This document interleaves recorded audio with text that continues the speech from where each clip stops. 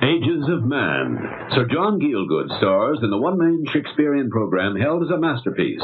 Here is Ages of Man Part 1, from Shakespeare's plays and sonnets in solo performance, Sir John Gielgud.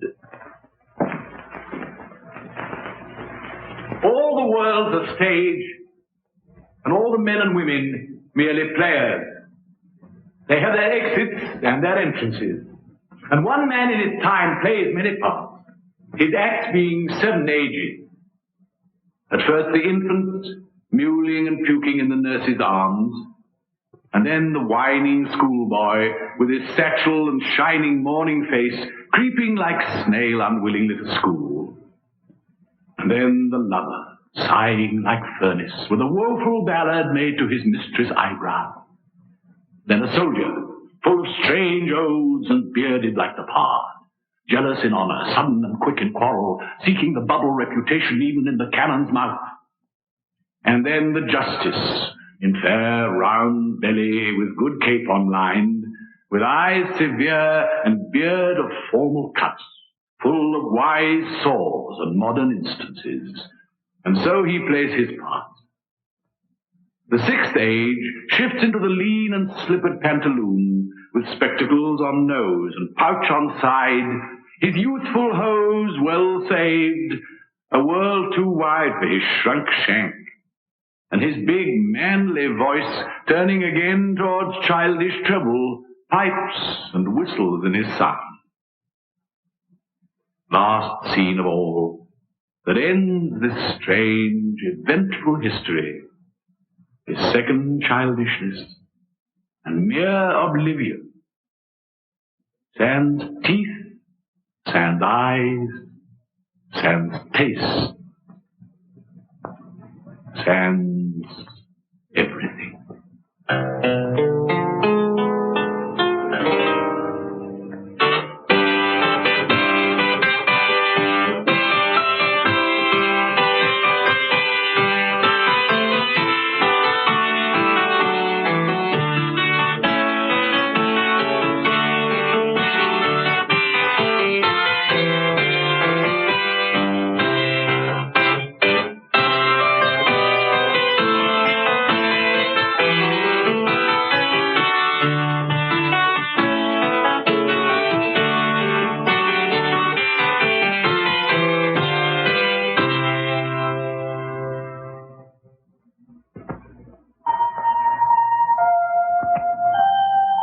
In A Midsummer Night's Dream, it has often seemed to me that the fairy characters have something of the grace and the waywardness of children.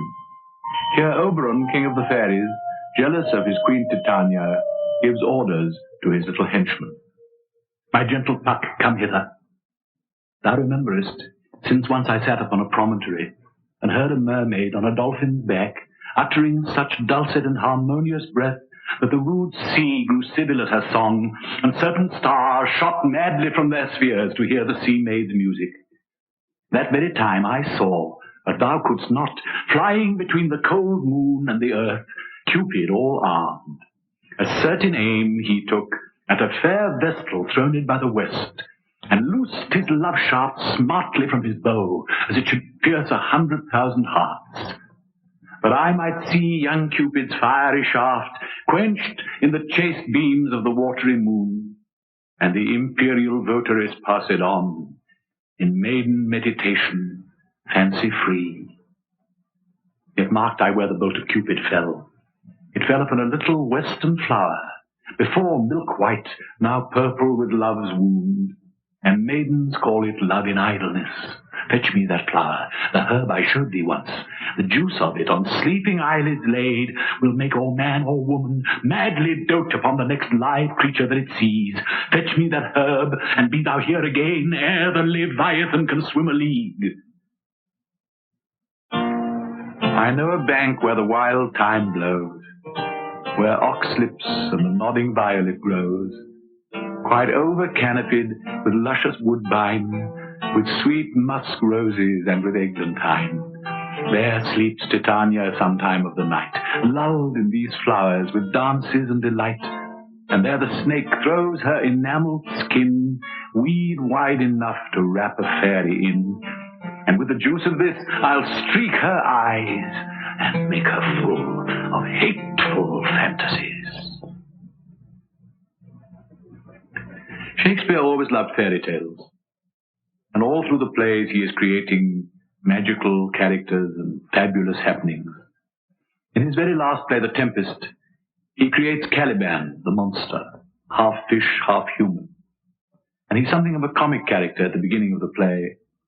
But in the scene when the jester and the butler from the king's wreck find him on the shore and make him tipsy with wine for the first time, the monster suddenly seems to have immortal longings in him.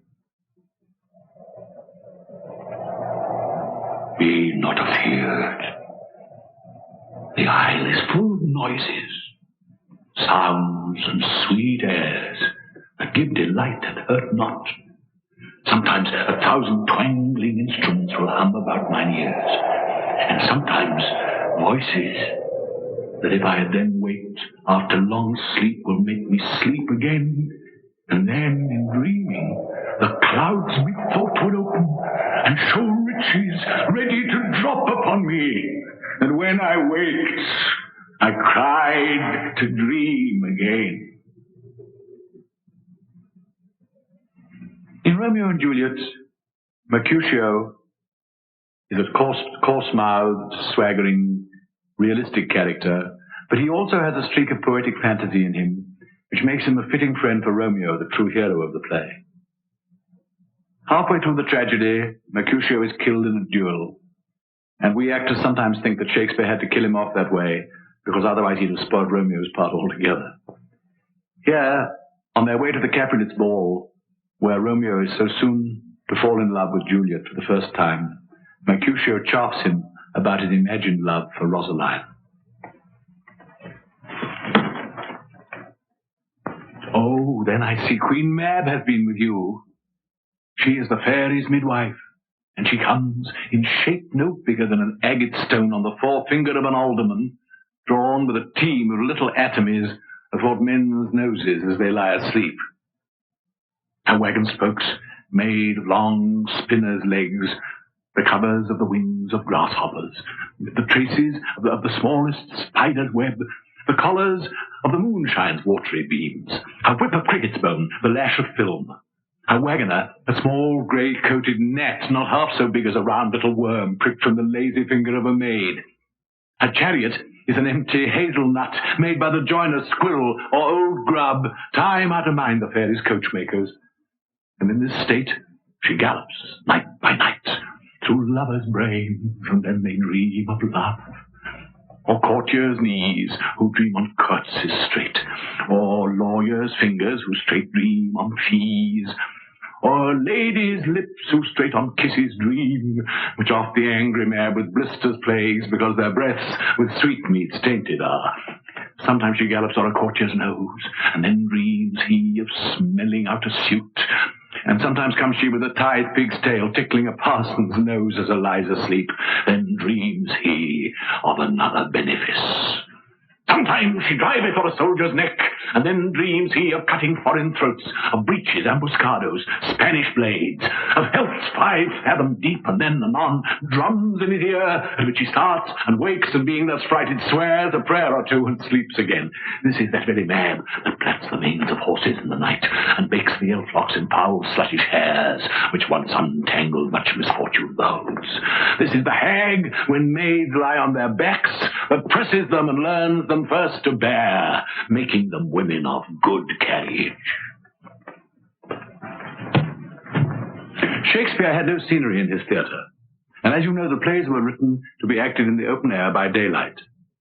But this hardly seemed to matter to a man who, with a few strokes of his pen, could so easily create day or night, summer or winter, Arden, Illyria, or Elsinore.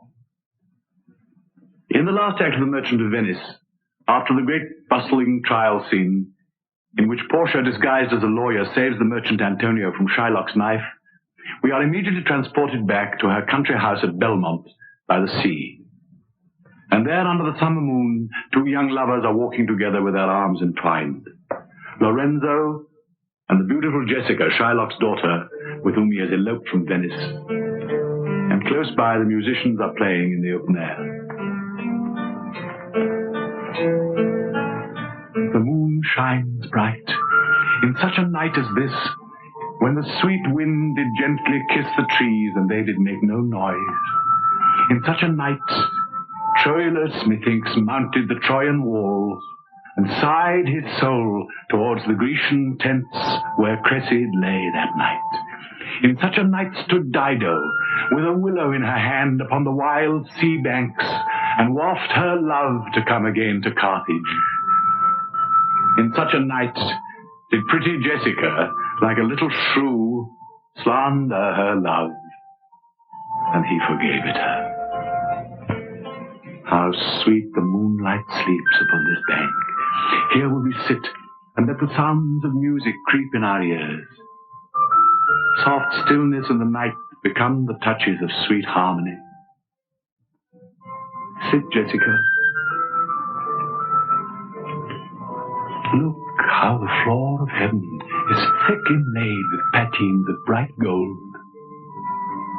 There's not the smallest orb which thou beholdst, but in his motion like an angel sings, still choiring to the young-eyed cherubims. Such harmony is in immortal souls, but whilst this muddy vesture of decay doth grossly close it in, we cannot hear it. The man that hath no music in himself, nor is not moved by concord of sweet sounds, is fit for treasons, stratagems, and spoils. The motions of his spirit are dull as night, and his affections dark as Erebus. Let no such man be trusted. Mark the music.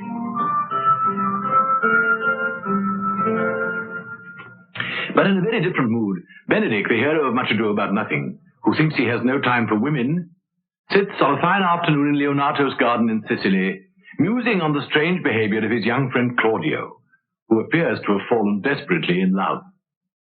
I do much wonder that one man, seeing how much another man is a fool when he dedicates his behaviors to love, will, after he hath laughed at such shallow follies in others, become the argument of his own scorn by falling in love.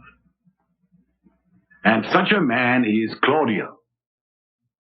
I have known when there was no music with him but the drum and the fife, and now had he rather hear the tabor and the pipe.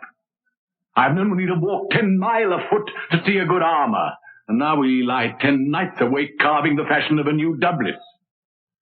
He was wont to speak plain and to the purpose like an honest man and a soldier, and now is he turned orthographer. His words are a very fantastical banquet, just so many strange dishes.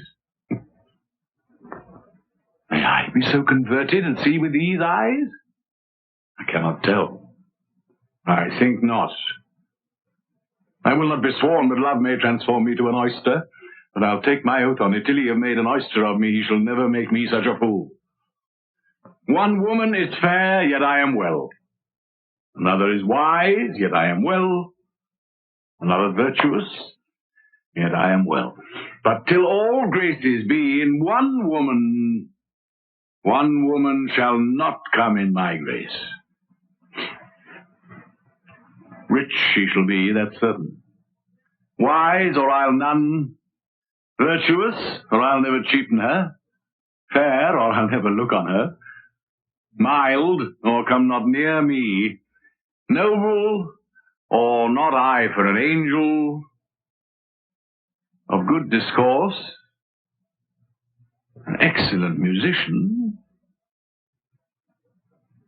And her hair shall be of what colour it please God.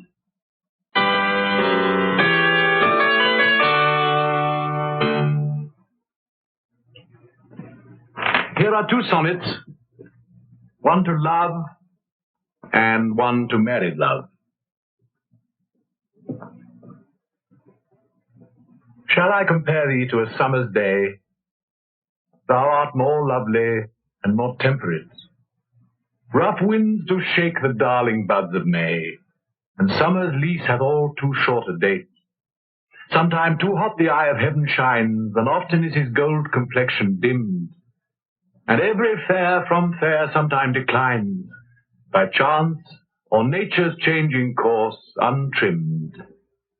But thy eternal summer shall not fade, nor lose possession of that fair thou owest.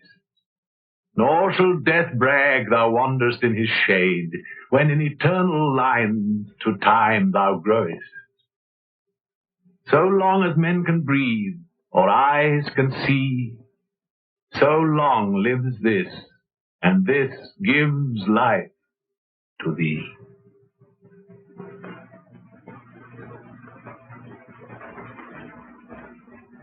Let me not to the marriage of true minds admit impediments. Love is not love which alters when it alteration finds, or bends with remover to remove. Oh no, it is an ever-fixed mark, that looks on tempests and is never shaken. It is the star to every wandering bark, whose worth's unknown, although his height be taken. Love's not time's fool, though rosy lips and cheeks within his bending sickle's compass come. Love alters not with his brief hours and weeks, but bears it out even to the edge of doom. If this be error, and upon me proved, I never writ, nor no man ever loved. But the poet could sometimes be rather cynical, even on this important subject.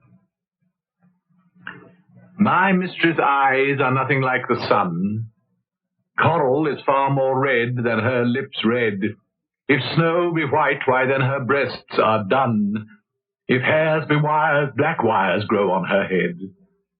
I have seen roses, damask, red and white, but no such roses see I in her cheeks. And in some perfumes is there more delight than in the breath that from my mistress reeks. I love to hear her speak, yet well I know that music hath a far more pleasing sound. I grant I never saw a goddess go, my mistress when she walks treads on the ground. And yet, by heaven, I think my love as rare as any she, belied with false compare. As Shakespeare had no scenery in his theatre, so he had no actresses either. And this would seem at first to have been rather a severe handicap to a man who was proposing to write two of the great love stories in our language, Antony and Cleopatra, and Romeo and Juliet. But Shakespeare was too great a craftsman, too clever a man of the theatre, to risk embarrassing his audiences, or the young boys who played the women's parts in his company, by presenting them in scenes of intimate physical passion. So he chooses episodes in which the emotional impact is greatly heightened by the meetings and partings of the lovers, who are actually very seldom alone together on the stage. Here in Romeo and Juliet, the young Romeo, disguised as he's of the house of Montague, comes with his friends to the Capulets' ball. They are gatecrashers. He suddenly sees Juliet, the daughter of the Capulets, dancing with the Count of Paris, whom her parents intend that she shall marry. What lady is that, which doth enrich the hand of yonder knight? Oh, she doth teach the torches to burn bright. It seems she hangs upon the cheek of night like a rich jewel in an Ethiop's ear. Beauty too rich for use, for earth too dear. So shows a snowy dove, trooping with crows, as yonder lady o'er her fellows shows. The measure done, I'll watch her place of stand, and touching hers, make blessed my rude hand. Did my heart love till now, forswear its sight, for I ne'er saw true beauty till this night. Leaving the ball with his friends, Romeo gives them the slip and vaults the wall of the Capulets' garden. Can I go forward when my heart is here? Turn back, dull earth, and find thy centre out. Soft, what light through yonder window breaks? It is the east, and Juliet is the sun. Arise, fair sun, and kill the envious moon, who is already sick and pale with grief that thou, her maid, art far more fair than she.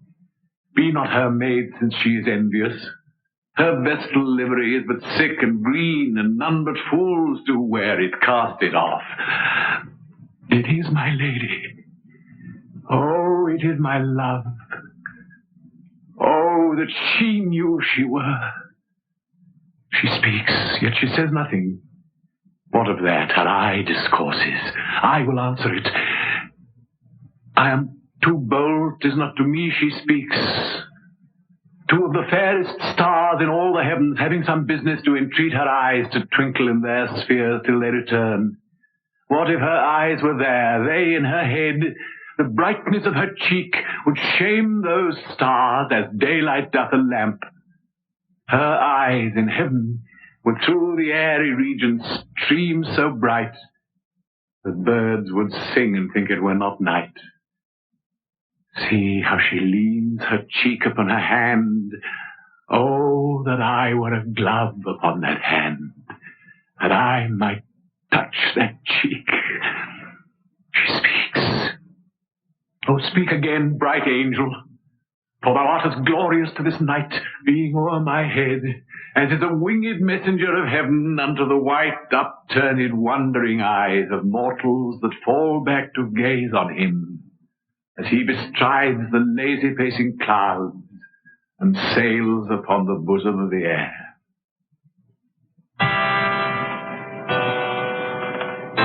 Romeo and Juliet are married secretly, but Romeo, unluckily involved in a street brawl, stabs Juliet's cousin Tybalt to death, and so is banished from Verona. The lovers spend one short night of passion together, but as dawn breaks, they part on the same balcony where they plighted their troth only 24 hours before. It was the lark, the herald of the morn, no nightingale. Look, love, what envious streaks do lace the severing clouds in yonder east.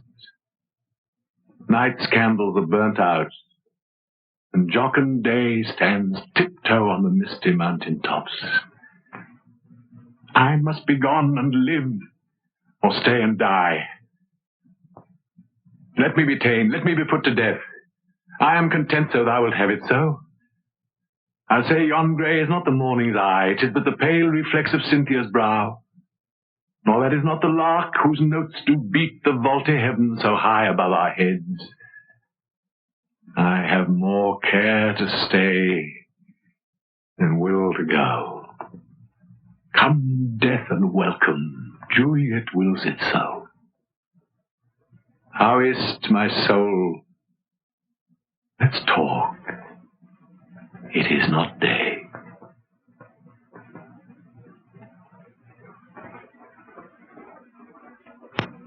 From the meetings and partings of lovers to the love made hideous by jealousy.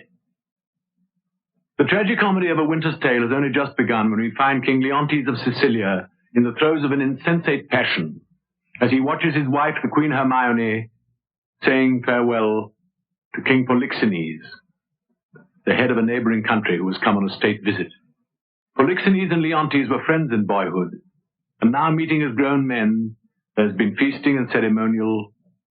But as the stranger king makes ready to depart, Leontes, with his obsessed imagination, is convinced that Hermione and Polixenes are lovers.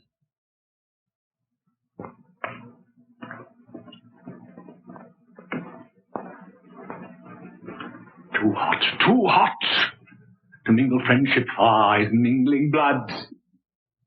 I have tremor cordis on me. My heart dances, but not for joy, not joy. This entertainment may a free face put on, derive a liberty from heartiness, from bounty's fertile bosom, and well become the agent.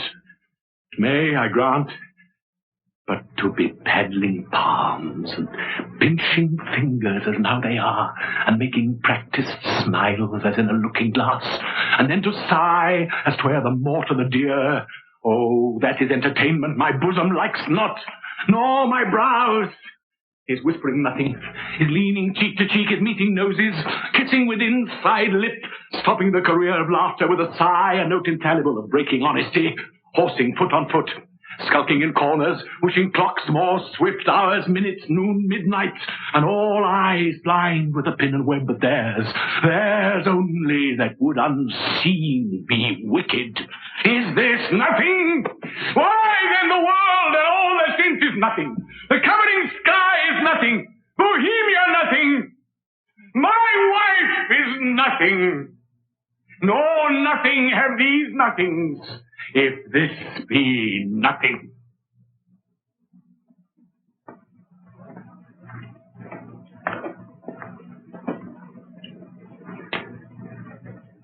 The expense of spirit in a waste of shame is lust in action. And till action, lust is perjured, murderous, bloody, full of blame, savage, extreme, rude, cruel, not to trust, enjoyed no sooner but despised straight, past reason hunted, and no sooner had, past reason hated, as a swallowed bait on purpose laid to make the taker mad. Mad in pursuit and in possession so, having and in quest to have extreme, a bliss in proof, and proved a very woe, before a joy proposed, behind a dream. All this the world well knows, yet none knows well to shun the heaven that leads men to this hell.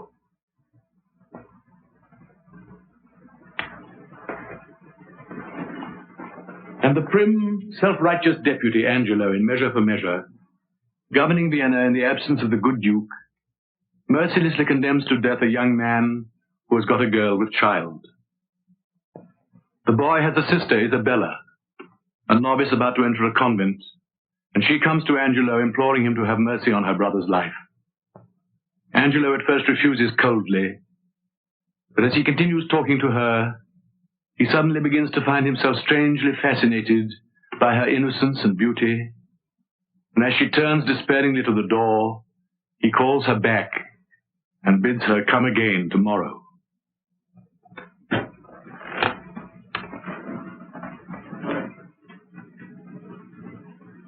What's this? What's this? Is this her fault or mine? The tempter or the tempted, who sins most, ah? Not she, nor doth she tempt, but it is I, that lying by the violet in the sun do as the carrion does, not as the flower, corrupts with virtuous season. Can it be that modesty may more betray our sense than woman's lightness? Having waste ground enough, shall we desire to raise the sanctuary and pitch our evils there? Oh, fie, fie, fie. What dost thou, or what art thou, Angelo? Dost thou desire her foully for those things that make her good? Oh, let her brother live. Thieves for their robbery have authority when judges steal themselves. What do I love her, that I desire to hear her speak again and feast upon her eyes? What didst I dream of? Oh, cunning enemy, that to catch a saint with saints dost bait thy hook. Most dangerous is that temptation that doth goad us on to sin in loving virtue. Never could the strumpet with all her double vigor, art, and nature once stir my temper.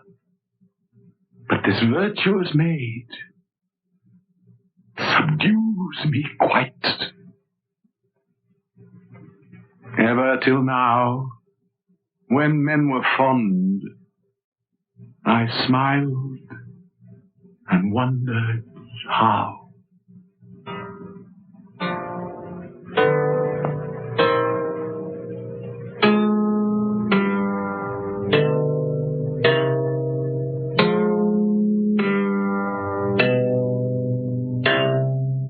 We now return to Sir John Gielgud in his internationally acclaimed one-man Shakespearean program, Ages of Man, Part 1.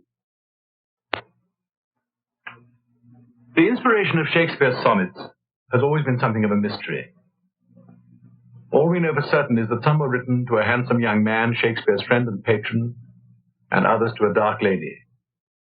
Here in two of the early sonnets, the poet writes to his young friend, begging him to marry and have children. When 40 winters shall besiege thy brow and dig deep trenches in thy beauty's field, thy youth's proud livery, so gazed on now, will be a tattered weed of small worth held. Then being asked where all thy beauty lies, where all the treasure of thy lusty days, to say within thine own deep sunken eyes were an all-eating shame and thriftless praise. How much more praise deserved thy beauty's use if thou couldst answer, this fair child of mine shall sum my count and make my old excuse, proving his beauty by succession thine. This were to be new made when thou art old, and see thy blood warm when thou feel'st it cold.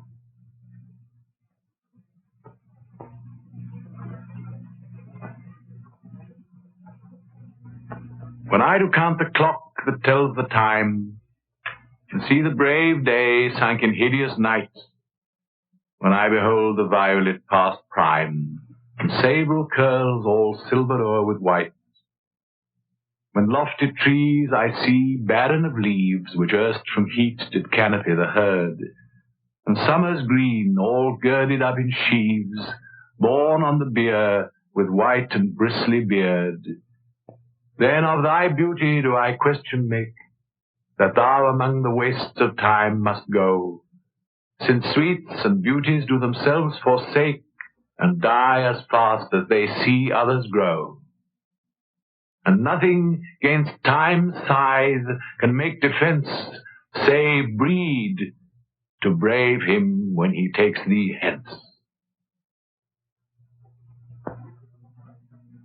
All Shakespeare's comedies are full of music. Here are the lyrics from some of his songs. From Twelfth Night. O mistress mine, where are you roaming? O stay and hear your true love's coming, that can sing both high and low. Trip no further, pretty sweeting, journeys end in lovers' meeting, every wise man's son doth know. What is love? 'Tis not hereafter. Present mirth hath present laughter. What's to come is still unsure. In delay there lies no plenty. Then come kiss me, sweet and 20. Youth's the stuff will not endure. From As You Like It. Blow, blow, thou winter wind. Thou art not so unkind as man's ingratitude. Thy tooth is not so keen, because thou art not seen, although thy breath be rude. Freeze, freeze, thou bitter sky, thou dost not bite so nigh as benefits forgot. Though thou the waters warp, thy sting is not so sharp as friend remembered not. And from The Tempest. Come unto these yellow sands, and then take hands, curtsied when you have, and kissed the wild waves whist. Put it featly here and there, and sweet sprites the burden bear. Hark, hark, the watchdogs bark. Hark, hark, I hear the strain of strutting chanticleer cry, cock-a-doodle-doo. Full fathom 5, thy father lies. Of his bones are coral made. Those are pearls that wear his eyes. Nothing of him that doth fade, but doth suffer sea change into something rich and strange. Sea nymphs hourly ring his knell. Hark, now I hear them, ding, dong, bell. The poet always seems to express the essence of his characters from the very moment when they first appear upon the stage. Here in the opening scene of Henry IV, Part 1, young Harry Percy, known as Hotspur, comes to the King's Court at Westminster to answer a charge of insubordination in a recent battle. My liege, I did deny no prisoners. But I remember when the fight was done, when I was dry with rage and extreme toil, breathless and faint, leaning upon my sword, came there a certain lord, neat and trimly dressed, fresh as a bridegroom, and his chin, new reaped, showed like a stubble land at harvest home. He was perfumed like a milliner, and twixt his finger and his thumb he held a pouncet box, which ever and anon he gave his nose and took away again, who therewith angry, when his next came there, took it in snuff, and still he smiled and talked. And as the soldiers bore dead bodies by, he called them untaught knaves, unmannerly to bring a slovenly, unhandsome course betwixt the wind and his nobility. With many holiday and lady terms he questioned me. Among the rest demanded my prisoners in your majesty's behalf. I then, all smarting, with my wounds being cold, to be so pestered with a popinjay, out of my grief and my impatience, answered neglectingly, I know not what he should or he should not, for he made me mad to see him shine so brisk and smell so sweet, and talk so like a waiting gentlewoman, of guns and drums and wounds, God save the mark, and telling me the sovereign's thing on earth was parmacetti for an inward bruise, and that it was great pity, so it was, that villainous saltpeter should be digged out of the bowels of the harmless earth, which many a good tall fellow had destroyed so cowardly, and but for these vile guns, he would himself have been a soldier. This bald, unjointed chat of his, my lord, I answered indirectly as I said, and I beseech you, let not his report come current for an accusation betwixt my love and your high majesty. But if the poet loves his soldiers and heroes and braggarts, how wonderfully he understands the terrors and susceptibility of his weaker characters. Here are two of his weak kings. The first, Henry VI, the scholar king, fighting with his fiery Queen Margaret and the other nobles in the Battle of Towton, is pushed out of the front line like a naughty schoolboy, and sitting in a field nearby, he muses sadly on the responsibilities of kingship and longs for imagined pastoral joys.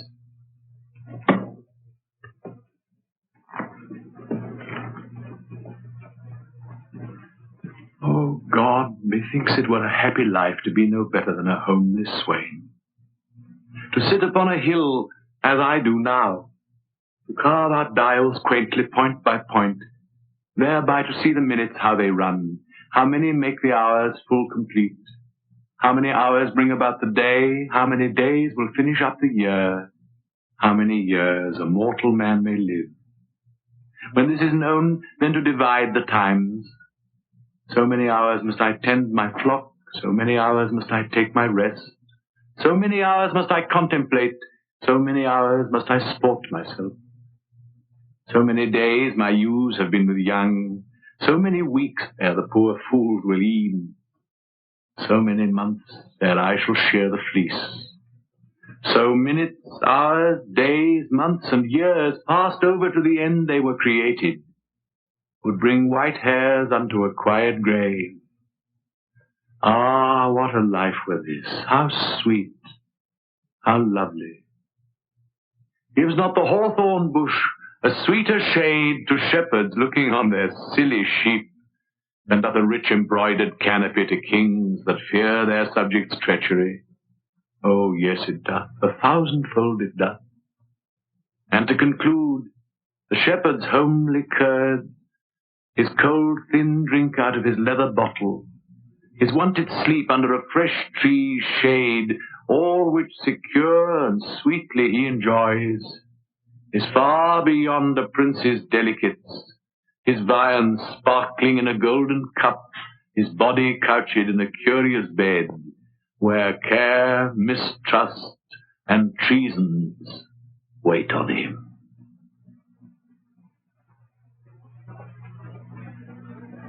Richard II, another weak king, is quite a different kind of character. Shallow, effeminate, and vain, he seems at first to be little more than a petty tyrant. But later in the play, as he gradually loses his friends, his army, his crown, and finally his life, Shakespeare manages to arouse some pity for him, as he is forced to realize himself that though he may have the soul of an artist, he hasn't the guts of a king.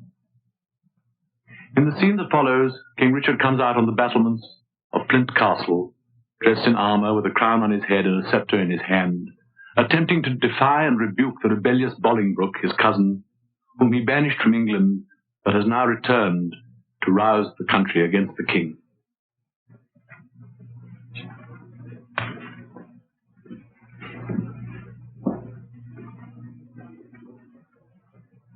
We are amazed, and thus long have we stood to watch the fearful bending of thy knee, because we thought ourselves thy lawful king. And if we be, how dare thy joints forget to pay their awful duty to our presence? If we be not, show us the hand of God that hath dismissed us from our stewardship. For well we know, no hand of blood and bone can gripe the sacred handle of our scepter, but that he do profane, steal, or usurp. And though you think that all, as you have done, have torn their souls by turning them from us, and we are barren and bereft of friends, yet know, my master, God omnipotent is mustering in his clouds on our behalf armies of pestilence, and they shall strike your children yet unborn and unbegot, that lift your vassal hands against my head and threat the glory of my precious crown. Tell Bolingbroke, for yon methinks he stands, that every stride he takes upon my land is dangerous treason. He has come to ope the purple testament of bleeding war. But ere the crown he look for dwell in peace, 10,000 bloody crowns of mothers' sons shall ill become the flower of England's face, turn the complexion of her maid pale peace to scarlet indignation, and bedew her pastures grass with faithful English blood. After a violent struggle with himself, King Richard surrenders. O God, O God, but ere this tongue of mine that laid the sentence of dread banishment on yon proud man should take it off again with words of sooth. Oh, that I were as great as is my grief, or lesser than my name, or that I could forget what I have been, or not remember what I must be now. Swell'st thou, proud heart? I'll give thee scope to beat, since foes have scope to beat both thee and me. What must the king do now? Must he submit? The king shall do it. Must he be deposed? The king shall be contented. Must he lose the name of king? For God's name, let it go. I'll give my jewels for a set of beads, my gorgeous palace for a hermitage, my gay apparel for an almsman's gown, my figured goblets for a dish of wood, my scepter for a palmer's walking staff, my subjects for a pair of carved saints, and my large kingdom for a little grave, a little grave, an obscure grave. Or I'll be buried in the king's highway, some way of common trade, where subjects' feet may hourly trample on their sovereign's head. For on my heart they tread whilst now I live, and buried once, why not upon my head? Down, down I come, like glistering faith on wanting the manage of unruly jades, in the base court, where kings grow base to come at traitors' call and do them grace. In the base court, come down, down court, down king, for night owls shriek where mounting larks should sing. Richard is brought back to London a prisoner and abdicates his crown before all the nobles of England in the great hall at Westminster.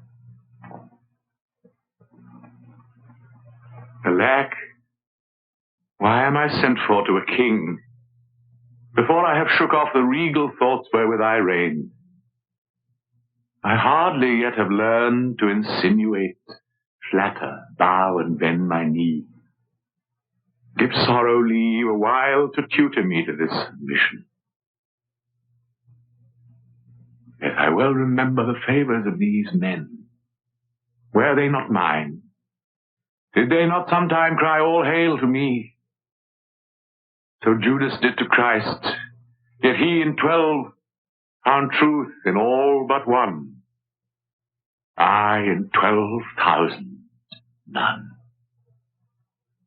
God save the King. Will no man say amen? Am I both priest and clerk? Well then, amen. God save the King, although I be not he. And yet amen, if heaven do think him me. To do what service am I sent for hither? Give me the crown.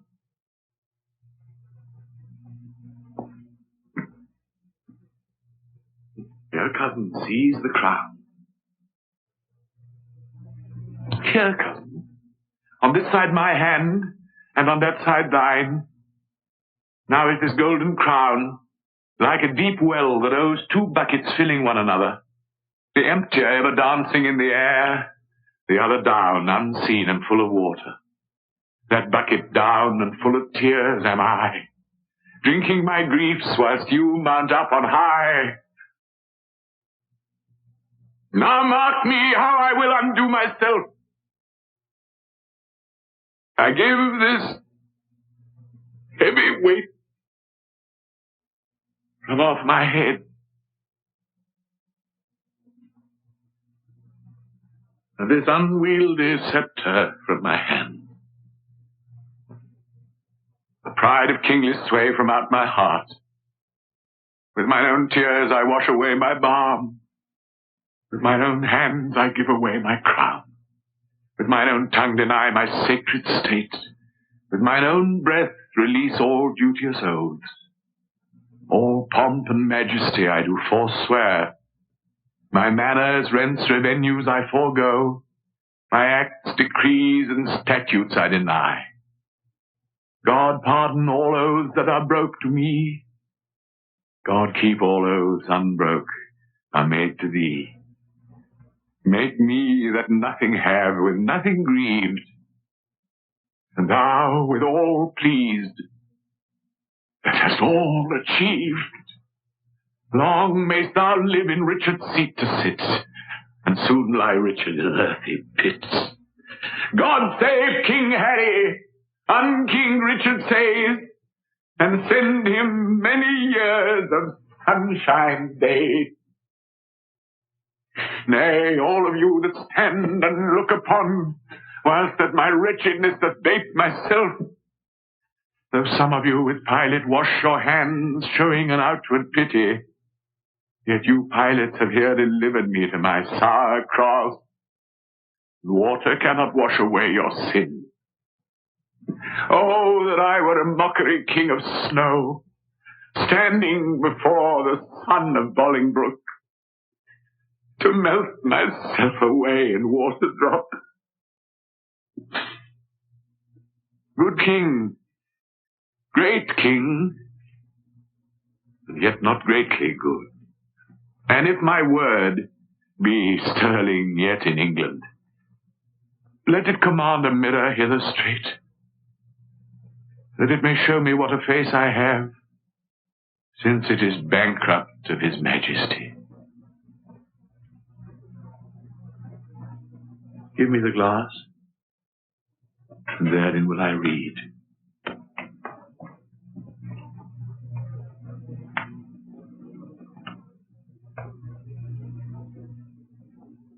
No deeper wrinkles yet? The sorrow struck so many blows upon this face of mine and made no deeper wounds. Oh, flattering glass! Like to my followers in prosperity, thou dost beguile me. Was this face the face that every day under his household roof did keep 10,000 men? Was this the face that like the sun did make beholders wink? Was this the face that faced so many follies, that was at last face by Bolingbroke. A brittle glory shineth in this face, as brittle as the glory is the face. But there it is, cracked in 100 shivers. Mark, silent king, the moral of this sport. How soon my sorrow hath destroyed my face.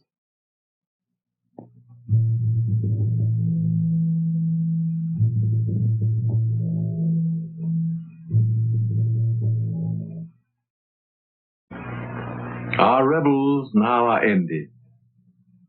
These our actors, as I foretold you, were all spirits and melted into air, into thin air. And like the baseless fabric of this vision, the cloud-capped towers, the gorgeous palaces, the solemn temples, the great globe itself, yea, all which it inherits, shall dissolve. And like this insubstantial pageant faded, leave not a rack behind. We are such stuff as dreams are made of, and our little life is rounded with a sleep.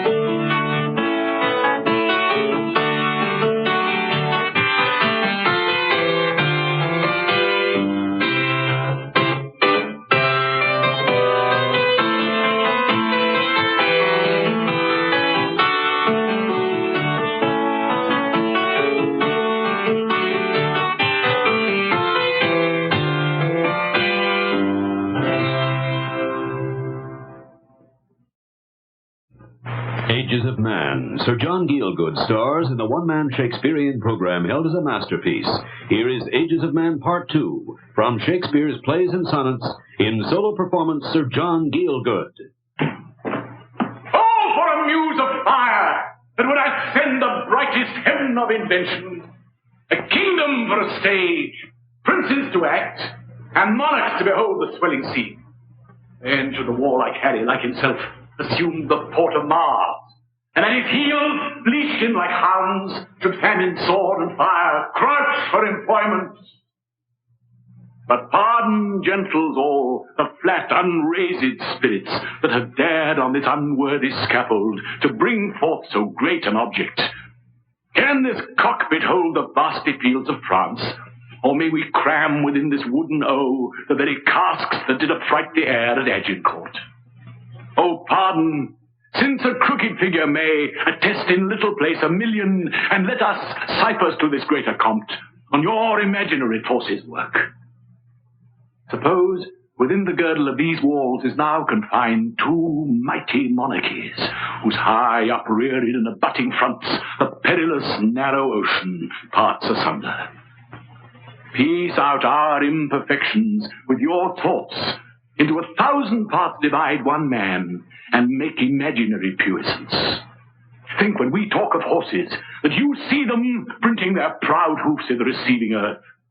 For 'tis your thoughts that now must deck our kings, carry them here and there, jumping o'er times, turning the accomplishment of many years into an hourglass, for the which supply admit me chorus to this history, who prologue-like your humble patience pray, gently to hear, kindly to judge, our play.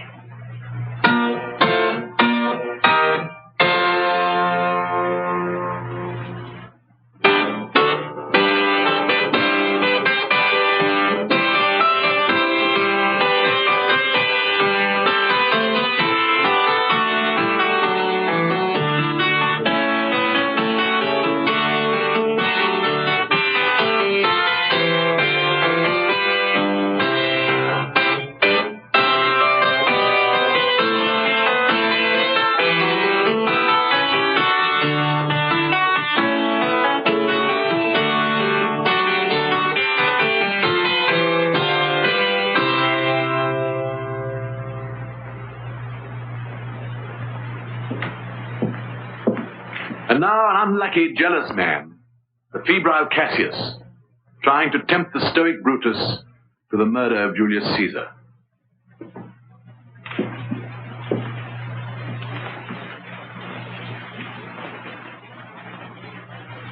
I cannot tell what you and other men think of this life, but for my single self, I had as lief not be, as live to be in awe of such a thing as I myself. I was born free as Caesar, so were you. We both are fed as well, and we can both endure the winter's cold as well as he. For once, upon a raw and gusty day, the troubled Tiber chafing with her shores, Caesar said to me, "Darest thou, Cassius, now leap in with me into yon angry flood and swim to yonder point?" Upon the word, accoutred as I was, I plunged in and bade him follow, so indeed he did. The torrent roared, and we did buffet it with lusty sinews, throwing it aside and stemming it with hearts of controversy. But ere we could arrive the point proposed, Caesar cried, "Help me, Cassius, or I sink." Aye, as Aeneas, our great ancestor, did from the flames of Troy upon his shoulder the old Anchises bear, so from the waves of Tiber did I the tired Caesar. And this man is now become a god, and Cassius is a wretched creature and must bend his body, if Caesar carelessly but nod on him. He had a fever when he was in Spain, and when the fit was on him, I did mark how he did shake. 'Tis true, this god did shake. His coward lips did from their colour fly, and that same eye whose bend doth o'er the world did lose his lustre. I did hear him groan. Aye, and that tongue of his that bade the Romans mark him and write his speeches in their books. Alas, it cried, give me some drink, Titinius, as a sick girl. Ye gods, it doth amaze me a man of such a feeble temper should so get the start of the majestic world and bear the palm alone. Why, man, he doth bestride this narrow world like a colossus, and we petty men walk under his huge legs and peep about to find ourselves dishonorable graves.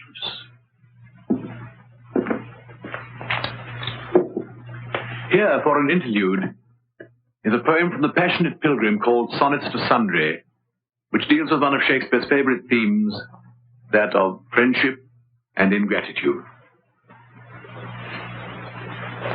As it fell upon a day in the merry month of May, sitting in a pleasant shade which a grove of myrtles made, beasts did leap and birds did sing, trees did grow and plants did spring, everything did banish moan, save the nightingale alone. She, poor bird, as all forlorn, leaned her breast up till a thorn, and there sung the doleful ditty, that to hear it was great pity. Fie, fie, fie, now would she cry, tereu, by and by. That to hear her so complain, scarce I could from tears refrain, for her griefs, so lively shown, made me think upon mine own. Ah, thought I, thou mourn'st in vain, none take pity on thy pain. Senseless trees, they cannot hear thee, ruthless beasts, they will not cheer thee. King Pandion, he is dead, all thy friends are lapped in lead, all thy fellow birds do sing careless of thy sorrowing. Even so, poor bird like thee, none alive will pity me, whilst as fickle fortune smiled, thou and I were both beguiled.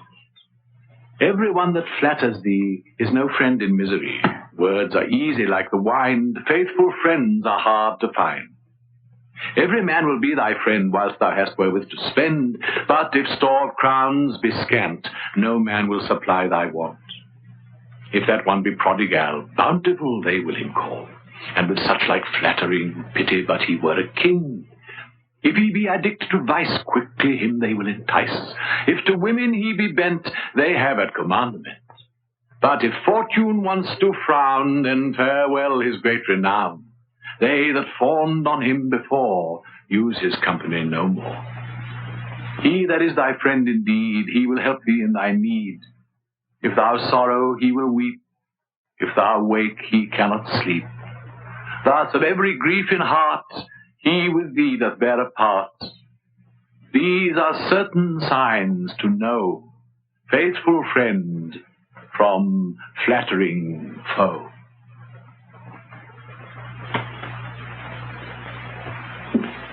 And now Hamlet, a forthright Renaissance prince, trying to reconcile his conscience with the disillusionment he feels in the world around him. Now I am alone. Oh, what a rogue and peasant slave am I! Is it not monstrous that this player here, but in a fiction, in a dream of passion, could force his soul so to his own conceit, that from its working all his visage wand, tears in his eyes, distraction in his aspect, a broken voice, and his whole function suiting with forms to his conceit, and all for nothing, for Hecuba? What's Hecuba to him, or he to Hecuba, that he should weep for her? What would he do, had he the motive and the cue for passion that I have? He would drown the stage with tears, and cleave the general ear with horrid speech, make mad the guilty and appall the free, confound the ignorant, and amaze indeed the very faculties of eyes and ears. And I, a dull and muddy-mettled rascal, peaked like John a dreams, unpregnant of my cause, and can say nothing. No, not for a king, upon whose property and most dear life a damned defeat was made. Am I a coward? Who calls me villain, breaks my painted cross, plucks up my beard and blows it in my face, tweaks me by the nose, gives me the lie of the throat as deep as to the lungs? Who does me this, huh? Wounds. I should take it, for it cannot be that I am pigeon-livered and lack gall to make oppression bitter. Or ere this, I should have fatted all the region kites with this slave's offal, bloody, bawdy villain, remorseless, treacherous, lecherous, kindless villain! Oh, vengeance! Why, what an ass am I! This is most brave, that I, the son of a dear father murdered, prompted to my revenge by heaven and hell, must like a whore unpack my heart with words and fall a cursing like a very drab, a scullion. Fie avaunt, fall! But my brain, I have heard that guilty creatures, sitting at a play, have by the very cunning of the scene been struck so to the soul that presently they have proclaimed their malefactions. For murder, though it have no tongue, will speak with most miraculous organ. I'll have these players play something like the murder of my father before mine uncle, and observe his looks. I'll tempt him to the quick if he but blench. I know my course. The spirit that I have seen may be the devil, and the devil hath power to assume a pleasing shape. Yea, and perhaps out of my weakness and my melancholy, as he is very potent with such spirits, abuses me to damn me. I'll have grounds more relative than this. The play is the thing wherein I'll catch the conscience of the king.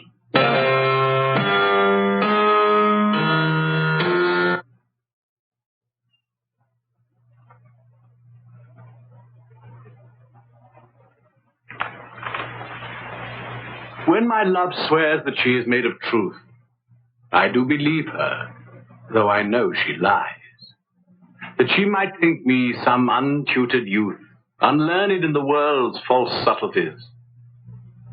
Thus vainly thinking that she thinks me young, although she knows my days are past the best, simply I credit her false-speaking tongue. On both sides thus is simple truth suppressed. But wherefore says she not she is unjust? And wherefore say not I that I am old? Oh, love's best habit is in seeming trust, and age in love loves not to have years told.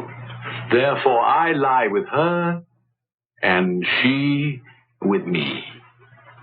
And in our faults by lies we flattered be.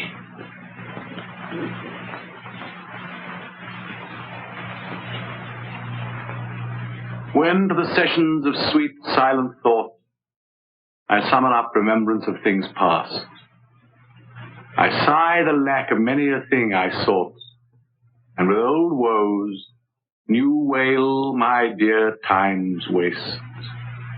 Then can I drown an eye, unused to flow, for precious friends hid in death's dateless night, and weep afresh love's long since cancelled woe, and moan the expense of many a vanished sight. Then can I grieve at grievances foregone, and heavily from woe to woe tell o'er the sad account of fore bemoaned moan, which I knew pay as if not paid before. But if the while I think on thee, dear friend, all losses are restored, and sorrows end.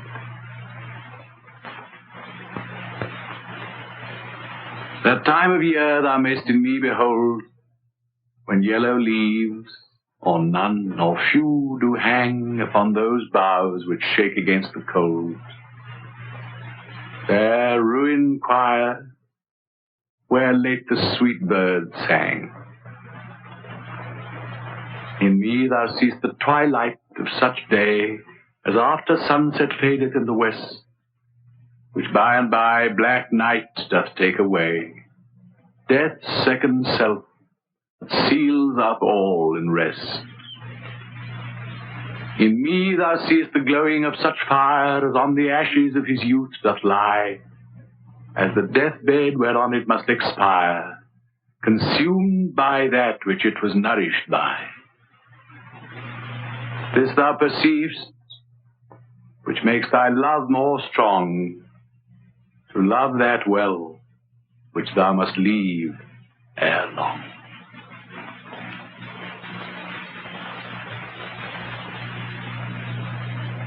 Shakespeare never lived to be an old man, and we know very little about his private life. We cannot even tell whether the inspiration of his genius sprang principally from imagination, observing, or from his own personal experience. Certainly no poet wrote more wonderfully about the guilt of conscience, the agony of madness, and the black despair of sleepless nights. Here in 3 of his night scenes, we see 3 guilty men in different plays and in different moods. In the first, King Henry IV, that same Bolingbroke who deposed King Richard II and had him secretly put to death, wanders sad and ill through the corridors and rooms of his great palace at Westminster.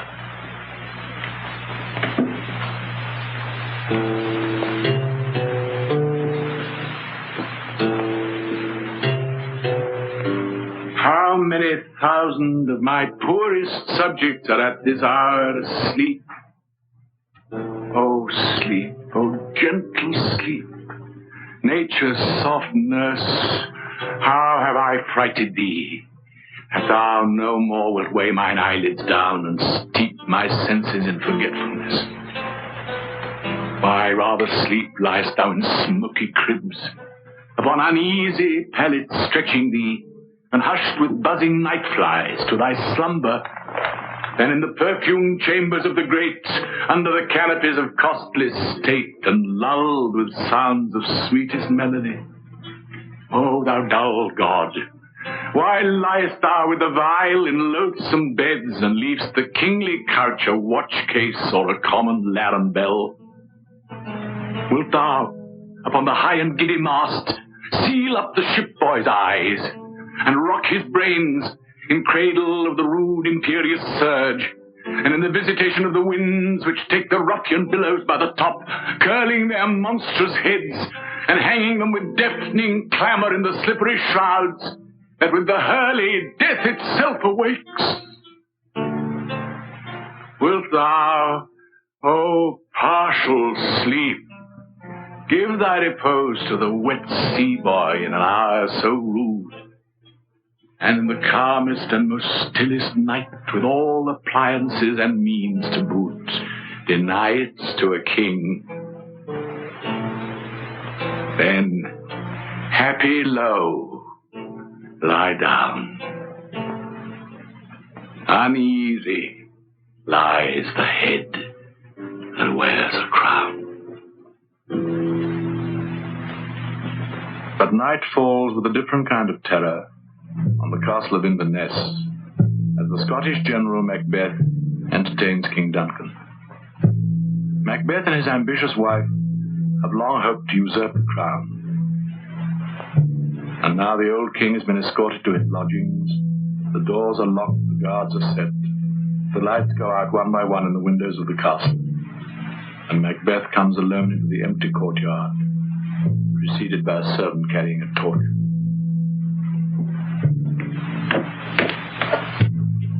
Go, bid thy mistress, when my drink is ready, she strike upon the bell. Get thee to bed.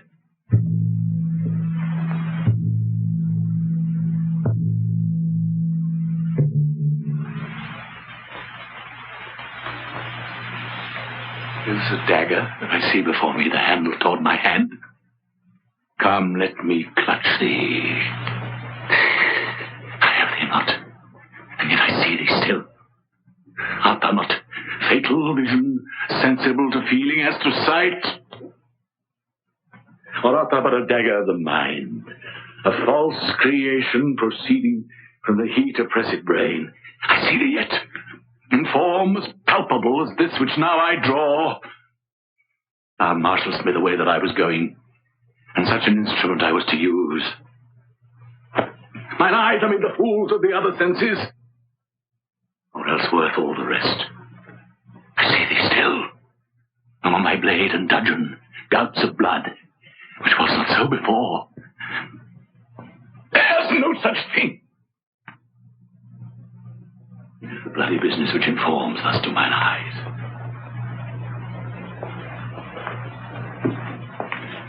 Now, o'er the one half world, nature seems dead, and wicked dreams abuse the curtain's sleep. Witchcraft celebrates pale Hecate's offering, and withered murder, alarmed by his sentinel the wolf, whose howls his watch. Thus, with his stealthy pace, the Tarquin's ravishing stride towards his design moves like a ghost. Thou sure and firm said earth, hear not my steps which way they walk, for fear thy very stones prate of my whereabout, and take the present horror from the time which now suits with it. While thy threats he lives. Words to the heat of deeds too cold breath gives. I go and it is done. The bell invites me. Hear it not, Duncan, for it is a knell that summons thee to heaven or to hell.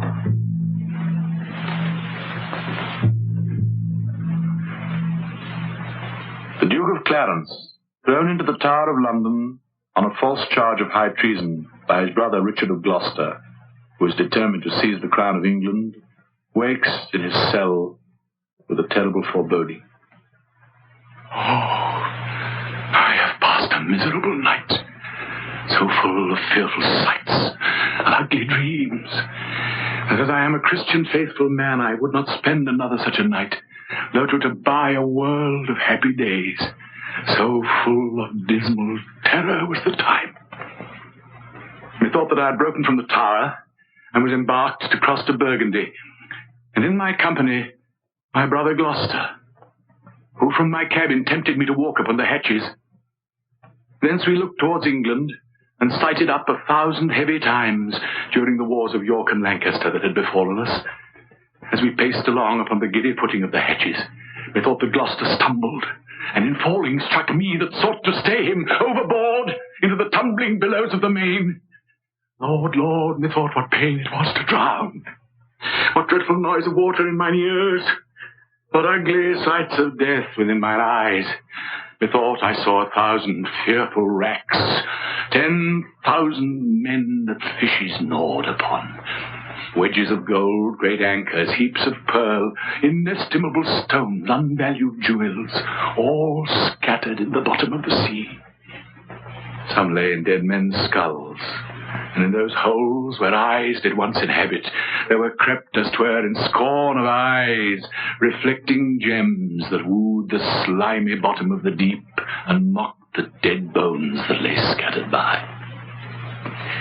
Full often did I strive to yield the ghost, but still the envious flood kept in my soul, and would not let it forth to seek the empty, vast, and wandering air, but smothered it within my panting bulk, that almost burst to belch it in the sea. Oh, then began the tempest to my soul. I passed, methought, the melancholy flood, with that grim ferryman that poets write of, under the kingdom of perpetual night. The first that there did greet my stranger soul was my great father-in-law, renowned Warwick, who cried aloud, "What scourge for perjury can this dark monarchy afford false Clarence?" And so he vanished. Then came wandering by a shadow like an angel, with bright hair dabbled with blood, and he squeaked out aloud, "Clarence is come! False, fleeting, perjured Clarence, that stabbed me in the field by Tewkesbury! Seize on him, Furies, take him to your torment!" With that methought a legion of foul fiends environed me, and howled in mine ears such hideous cries, that with the very noise I trembling waked.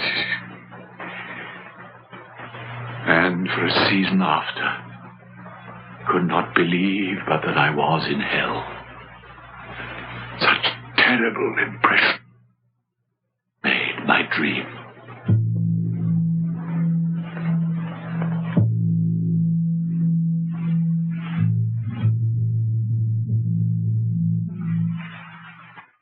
We now return to Sir John Gielgud in his internationally acclaimed one-man Shakespearean program, Ages of Man, Part 2.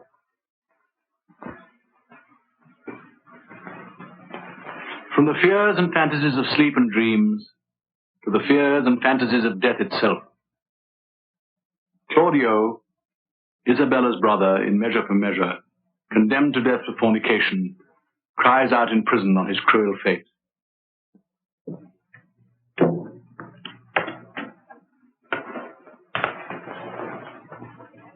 Aye, but to die, and go we know not where, to lie in cold obstruction and a rot. This sensible, warm motion to become a kneaded clod, and the delighted spirit to bathe in fiery floods, or to reside in thrilling regions of thick-ribbed ice, to be imprisoned in the viewless winds, and blown with restless violence round about the pendant world, or to be worse than worst of those that lawless and uncertain thoughts imagine, howling. 'Tis too horrible. The weariest and most loathed worldly life that age, ache, penury, and imprisonment can lay on nature is a paradise to what we fear of death.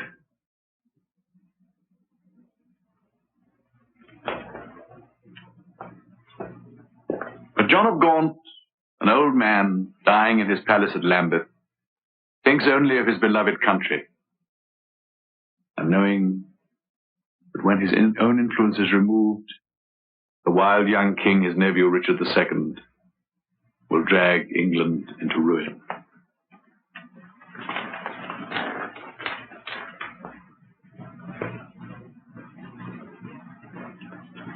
Will the king come, that I may breathe my last in wholesome counsel to his unstayed youth? Oh, but they say the tongues of dying men enforce attention like deep harmony. When words are scarce, they're seldom spent in vain, for they breathe truth that breathe their words in pain. He that no more must say is listened more than they whom youth and ease have taught to glose. More are men's ends marked than their lives before. The setting sun, the music at the close, as the last taste of sweets is sweetest last, writ in remembrance more than things long past. Though Richard my life's counsel would not hear, my death's sad tale may yet undeaf his ear. Methinks I am a prophet new inspired, and thus expiring do foretell of him. His rash, fierce blaze of riot cannot last, for violent fires soon burn out themselves. Small showers last long, but sudden storms are short.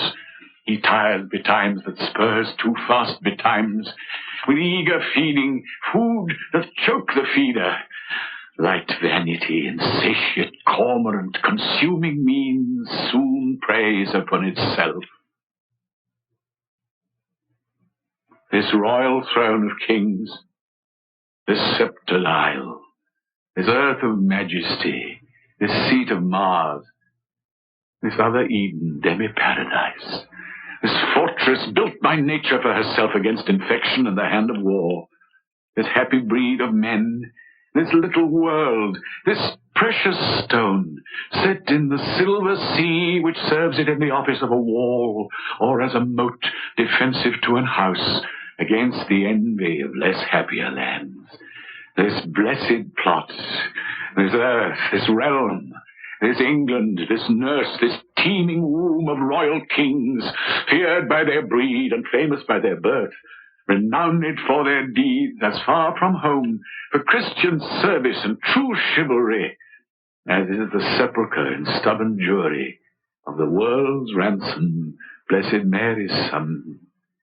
This land of such dear souls, this dear, dear land, dear for her reputation through the world, is now leased out.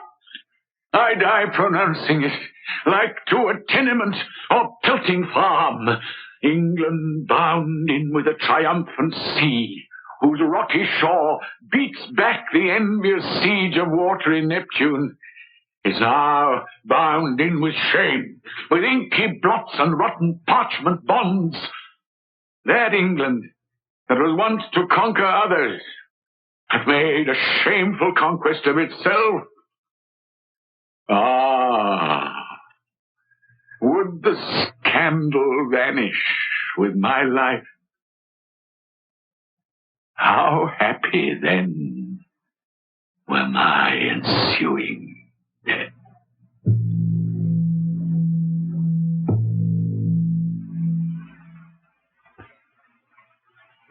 Hamlet in his black clothes might seem to be the most characteristic death figure in all Shakespeare, but I have not found it to be so. Although he has a morbid streak in his nature, it seems to me that his overwhelming curiosity about life matches his curiosity about death. Here he speaks to Rosencrantz and Guildenstern about his change of feeling since his father's death. There's the possibility of suicide and seems to turn away from it. To be or not to be, that is the question. Whether it is nobler in the mind to suffer the slings and arrows of outrageous fortune, or to take arms against a sea of troubles, and by opposing end them, to die, to sleep, no more, and by a sleep to say we end the heartache and the thousand natural shocks that flesh is heir to. 'Tis a consummation devoutly to be wished, to die, to sleep, perchance to dream. Aye, there's the rub. For in that sleep of death, what dreams may come when we have shuffled off this mortal coil must give us pause. There's the respect that makes calamity of so long life. For who would bear the whips and scorns of time, the oppressor's wrong, the proud man's contumely, the pangs of despised love, the law's delay, the insolence of office, and the spurns which patient merit of the unworthy takes, when he himself might his quietus make with a bare bodkin? Who would fardels bear to grunt and sweat under a weary life, but that the dread of something after death, the undiscovered country from whose bourne no traveller returns, puzzles the will, and makes us rather bear those ills we have than fly to others that we know not of. As conscience doth make cowards of us all, and thus the native hue of resolution is sicklied o'er with the pale cast of thought, and enterprises of great pitch and moment, with this regard, their currents turn awry, and lose the name of action. Hamlet speaks to his friend Horatio, who has tried to dissuade him from accepting the challenge of Laertes to fight a duel. But thou wouldst not think how ill all's here about my heart. But it is no matter. 'Tis but foolery. 'Tis such a kind of gain-giving as might perhaps trouble a woman. Not a whit. We defy augury. There's a special providence in the fall of a sparrow. If it be now, it is not to come. If it be not to come, it will be now. If it be not now, yet it will come. The readiness is all. Since no man hath aught of what he leaves, what is't to leave betime? Let be.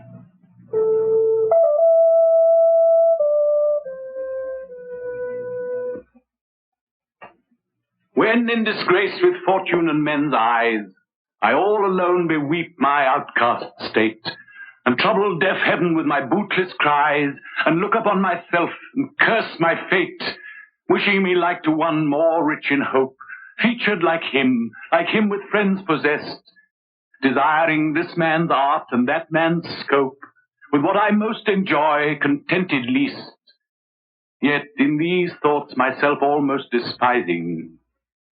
Haply I think on thee, and then my state, like to the lark at break of day arising from sullen earth, sings hymns at heaven's gates. For thy sweet love remembered, such wealth brings, that then I scorn to change my state with kings.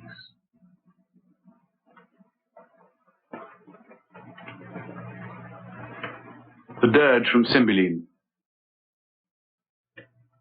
Fear no more the heat of the sun, nor the furious winter's rages. Thou thy worldly task hast done, home art gone, and ta'en thy wages. Golden lads and girls all must, as chimney sweepers, come to dust. Fear no more the frown of the great, thou art past the tyrant's stroke. Care no more to clothe and eat, to thee the reed is as the oak. The sceptre, learning, physic must all follow this and come to dust. Fear no more the lightning flash, nor the all-dreaded thunderstone. Fear not slander, censure rash. Thou hast finished joy and moan. All lovers young, all lovers must consign to thee and come to dust. No exorciser harm thee, nor no witchcraft charm thee, ghost unlaid forbear thee, nothing ill come near thee. Quiet consummation have, and renowned be thy grave. In studying the great tragedies, it seemed to me there was an effective contrast of two great scenes, death scenes, of youth and age.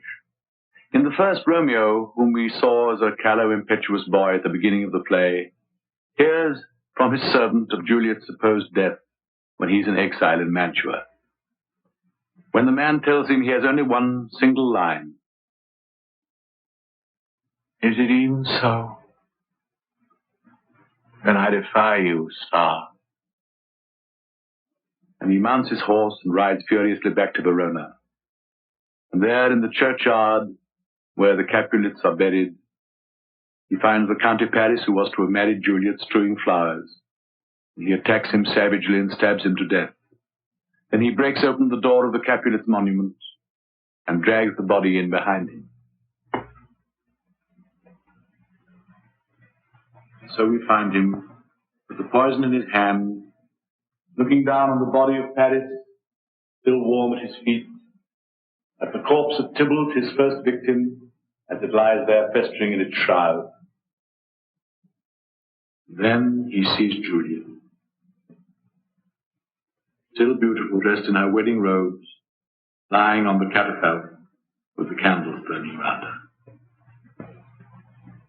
How oft, when men are at the point of death, have they been merry, which their keepers call a lightning before death?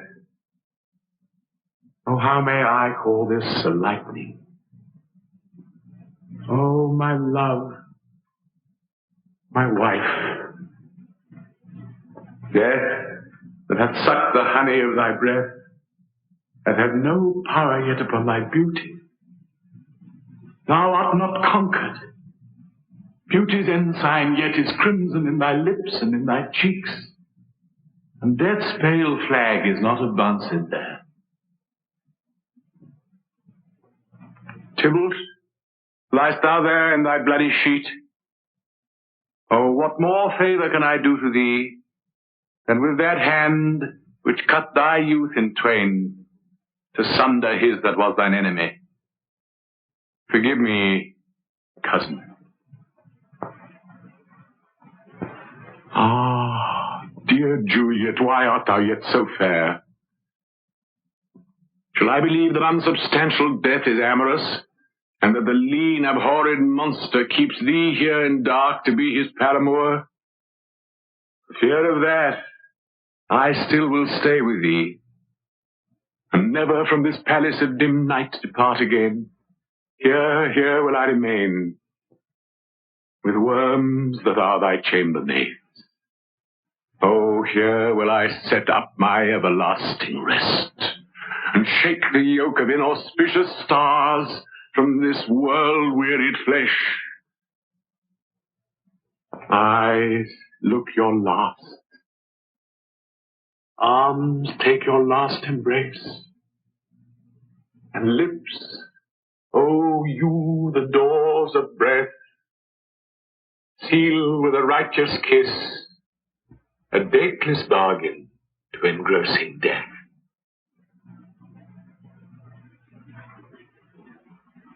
Come, bitter conduct, come, unsavory guide, thou desperate pilot, now at once run on the dashing rocks, thy seasick weary bark. Here's to my love. Oh, true apothecary, thy drugs are quick. Thus, with a kiss, I die.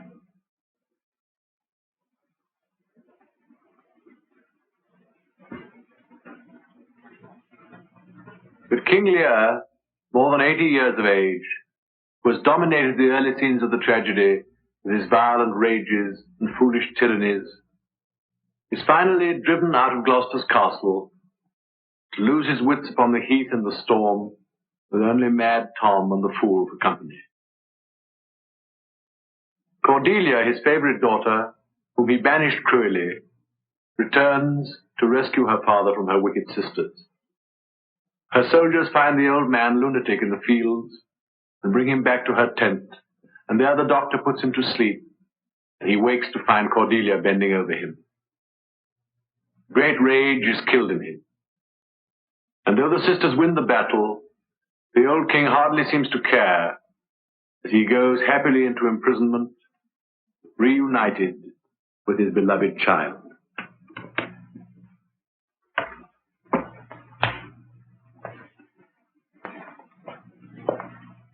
No, no, no, no. Come, let's away to prison. We two alone will sing like birds in the cage. When thou dost ask me blessing, I'll kneel down and ask of thee forgiveness.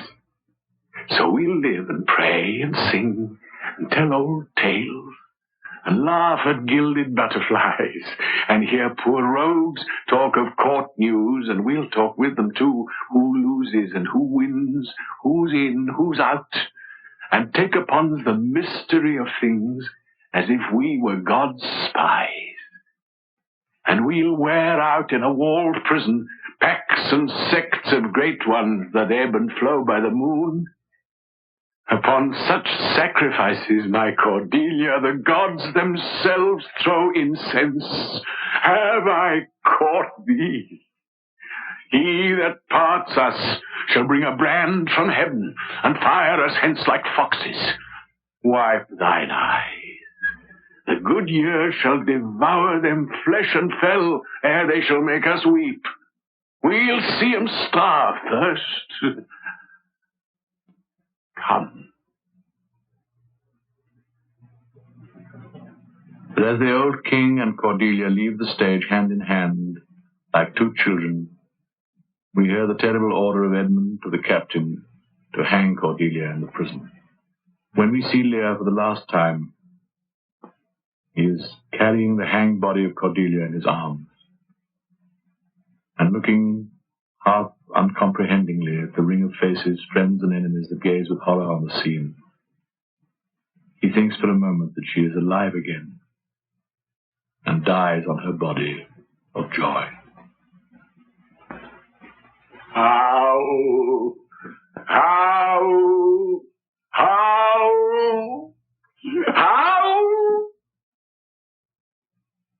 Oh, you were men of stone, and I your tongues and eyes.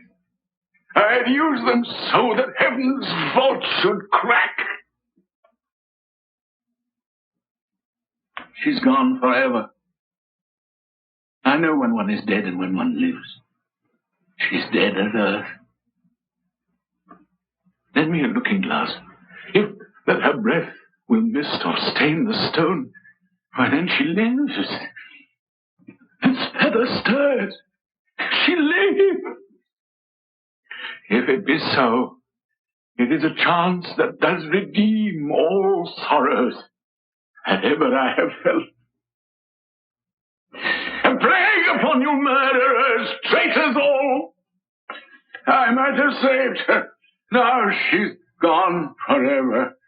Cordelia, Cordelia, stay a little.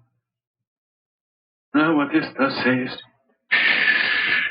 Her voice was ever soft, gentle and low, an excellent thing in woman. I killed the slave that was a hanging thee, and my poor fool is hanged. No life. Why should a dog, a horse, a rat have life? Thou no breath at all. Thou'lt come no more. Never. Never. Never. Never. Never. I undo this button. Thank you, sir. Do you see this? Look on her. Look. Her lips. Look there. Look.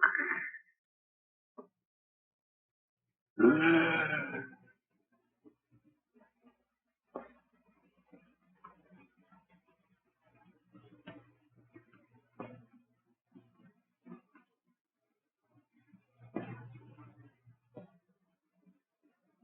Our revels now are ended.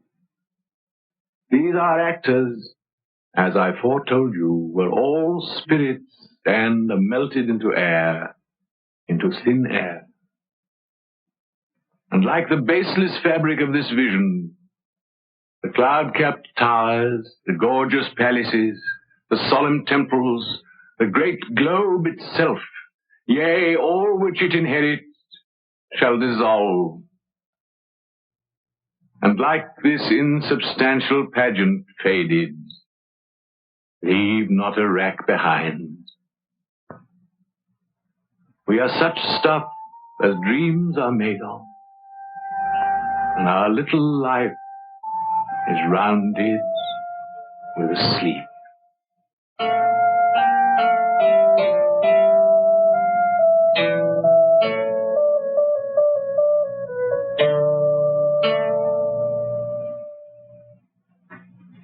Good morrow, masters. Put your torches out. The wolves have prey, and look, the gentle day, before the wheels of Phoebus round about, dapples the drowsy east with spots of grey. Thanks to you all, and leave us. Fare you well.